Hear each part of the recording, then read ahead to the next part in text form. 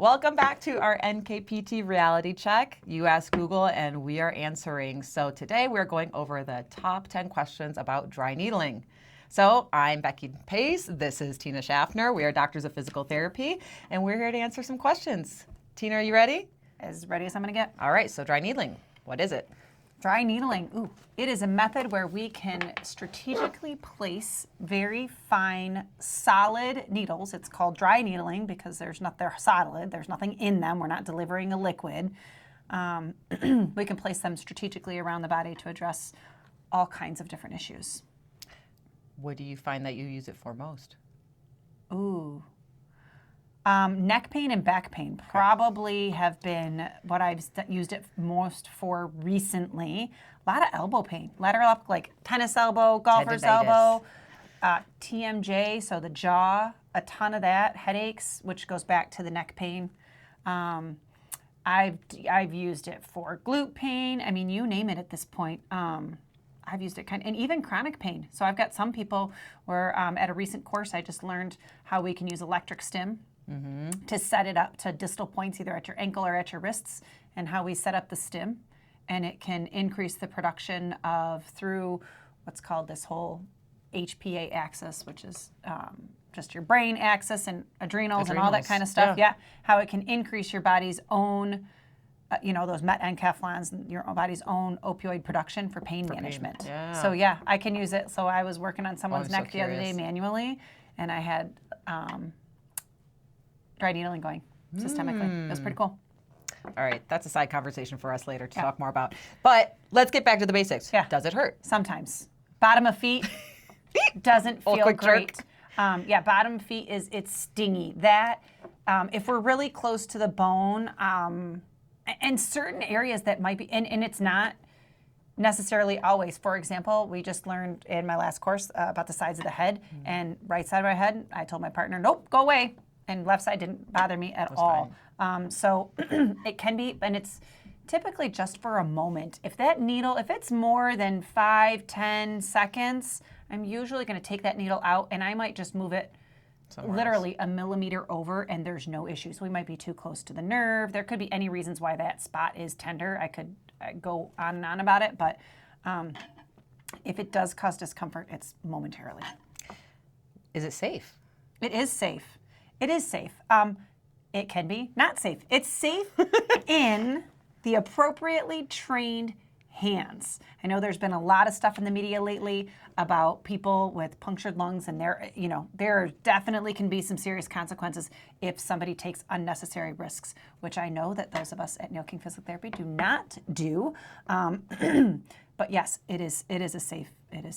Yeah, I think that's the big thing with people. They're like, oh, we're using needles now. Like, that's more invasive. And even I, myself, was a little nervous the first time I went into it. But the more we learned, the more I felt so comfortable with my background in anatomy that I was like, oh, this is great. Yeah, it's affecting the muscles. It's a very effective muscle, so it's very safe as long as you know your structures and your precautions based on things, right? Yeah, and you don't take unnecessary risks. Right. Be smart. Right, be smart. Be smart. Be smart. I can mess up somebody else with other things too. Yeah, it doesn't have to be needles. Just be smart. And I think the guy who trained us, his name is Brian, I think he said, don't be stupid. Yeah. I'm pretty sure that was straightforward. So you keep it safe by being smart.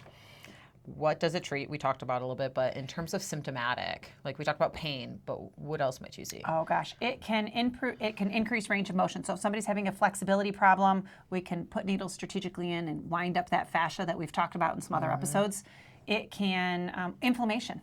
It can reduce inflammation going around an area. And there's sometimes, in the case of things called tendinosis, where we actually want to cause a little bit of inflammation to bring blood flow to an area.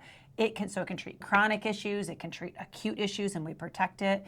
It can treat muscle tension, fascial restrictions, joint restrictions, pain. It kind of treats everything. A little bit of everything. It's so much fun. A lot of orthopedic, but there could be even, just like you said, that chronic pain condition, that other stuff going on, neurological components of things that can be helpful for like stimulating around the nervous tissue, like you said. Yeah, I've had some people with neuropathy I've used it on. Yep. Nice. How does it differ from acupuncture? Probably number one I get asked in the clinic. I do. I get asked this a lot. So acupuncture is, and I'm not an acupuncturist, so I apologize now to anybody out there that is if I get this wrong, but acupuncture is based on Eastern medicine principles, chakras and meridians and different different paradigm of treatment. When we're doing dry needling as physical therapists, we are using anatomy and physiology. So, for example, if someone's having plantar fascia pain in the bottom of their foot, I am going to put a needle in their plantar fascia. And I might go at the insertion at the heel, I might go at the origin at the heel, or I might go down into the big toe area. Knowing that that's the S1, S2 nerve area, I might come up and put some nerves near the tibial and just kind of float them. There are a lot of points that are similar, and when we're trained through the course that we were trained with, we call them fascial points, and a lot of those are very, and I think they had another name for them too, they are similar. Yeah. But there's some that aren't at all. Right. So, most important though is I'm working off anatomy and physiology for placement of the needles and where I'm going to go. Is there side effects? There can be side effects. Soreness is the number one. Yeah. Soreness is a lot of times, and so what I've learned, the more and more experience I get with this, I don't, on my first sessions, I don't turn the stim up that high. I turn it up, hey, let me know when you can feel this. And I kind of leave it there for the first, just because placement of the nerves, I remember when I had this done, and I'm pretty sure you were the one doing it, sticking needles in my neck, and I've never had it done before, and it seems a little nerve-wracking, a little scary. My feet didn't bother me, but, so all of that wrapped up, that tension that they're holding, I've learned, I turn the stim down a little bit so that they are less sore. You can get a little bleeding. Sometimes, we do our best to avoid blood vessel, which we do avoid blood vessels, but sometimes people just bleed. Does it cause direct harm? No. Like if you get a little extra No, blood? nerves move out of the way. You're really, that's why we stay away from sensitive structures. So, like I said, stay away from lungs. Not a question on here, but I think it's good to talk about because some people don't get this, but stim versus no stim. So without using stim, you can't necessarily get the systemic effects. So when you can get the local effects of the tissue healing, you might be able to reduce a trigger point that's local tissue tension there.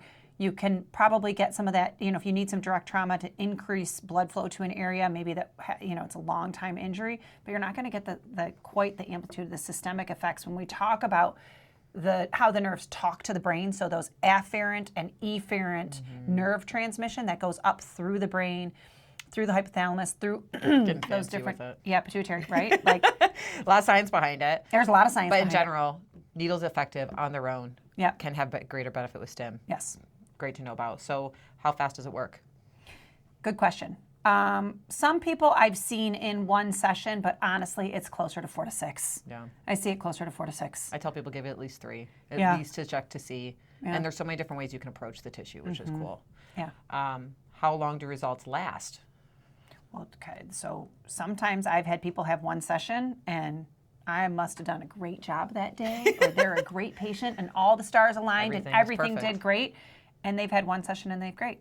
Usually, though, what I see is, and I've only been dry needling for a year and a half now or whatever. Usually, I get about a month to 6 weeks, if not longer, and then it kind of pushes out. And they taught us this in class. It kind of pushes out too. Yeah. I'll see them, in bulk treatment in the beginning, and then I might see them 4 weeks out, and then I might see them 6 weeks out. And it kind of depends. If I'm treating somebody with arthritis pain, I might see them every 6 weeks because I can't heal arthritis. I can't make it go away. So I use the dry needling as a form of pain management. Yeah. But if I'm using it for somebody with tendinosis or like that elbow pain, ideally, you don't have to have it. See it less and forever. less. Let's see. Can everyone get it? No, not everybody can get it. You got to be careful. Somebody who's got blood clotting disorders, or someone who has cancer, someone who has, really thin bones. There's lots of different reasons. Pregnancy, we don't do it with pregnancy a lot. I think we don't there's like ways, to test. but it's not. Yeah, your we've got to standard. be. There's caution, so it's not a lot for of everyone. precaution with If you're it. afraid of needles, I'm not sticking a needle in you if you're afraid of a needle. It's not going to be helpful. No, I can't. Yeah, I've had people try to tell me they're not afraid of needles, and then it doesn't go well. So screening's important, right? Screening's important. We do a big proper screening of everything. Talk to people about it. And it goes back to how long does it last. So one of the precautions too is people with autoimmune issues, because dry needling is going to stimulate your immune system. And if you have an autoimmune issue, we've got to really have a conversation. Is this the best thing Modality for you? for you. Modality for you. And it might be less needles than more needles. And why combine it with physical therapy? Because it is designed to institute whether a direct action on the body that is then intended to be used. So I put a needle in you no other way to say it, but I am going to cause tissue trauma. It is micro trauma, similar to working out, let's say, like a really heavy workout and you're sore the next day. And so we don't back off from working out after that. The body throws a bunch of inflammatory and proliferation cells, which I'm awful at saying, at the body, and it starts to lay down tissue. Well, that tissue gets set up like all disorganized, and the only way to organize it is through normal movement patterns. So interestingly enough, you might think, oh, you're creating a little bit of trauma, I should rest. No, I actually want you to use it so you can tell the body's stem cells, you can tell the body's healing cells right away how that tissue is going to be healed, how it needs to heal, and what tissues needs to be organized and how. And that's why I tell people too with dry needling, like set it up right before your PT session. Let's do needles, let them start the work, we'll finish the work with exercise. Yeah, and some people I do it at the end. Yeah, if appropriate. Wherever there's time, guys. There's sometimes it's wherever there's time. It's where there's time and when you can get in. So I'm sure there's tons more about dry needling that you guys have questions about. Send them our way. We'd love to answer them. Thank you, Tina, for giving us all that great information about dry needling.